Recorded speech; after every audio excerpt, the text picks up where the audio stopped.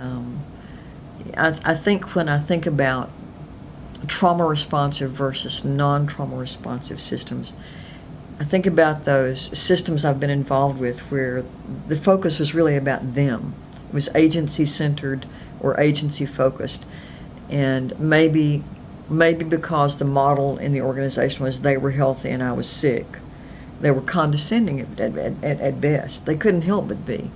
Anytime you take a power over position where one person is healthy and the other person is sick, and the healthy person's going to fix the sick person, you have a problem.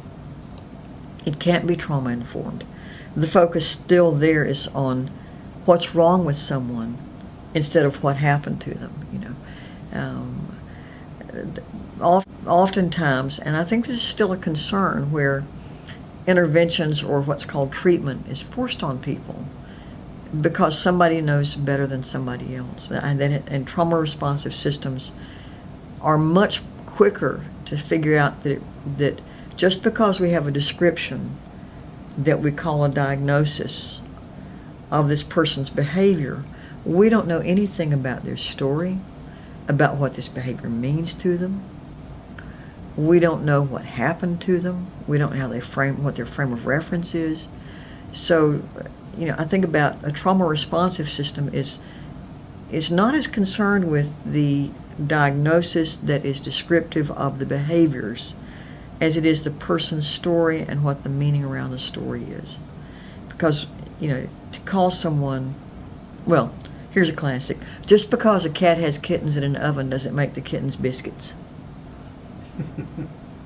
And that's kind of what the process in the psychiatric community of labeling is, this happens here, so that means that is this. And that is simply, well, to me it's kind of absurd.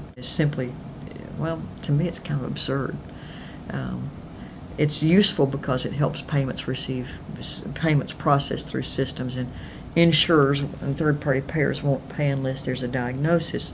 But a diagnosis is really just a description of a set of behaviors to which a label has been attached.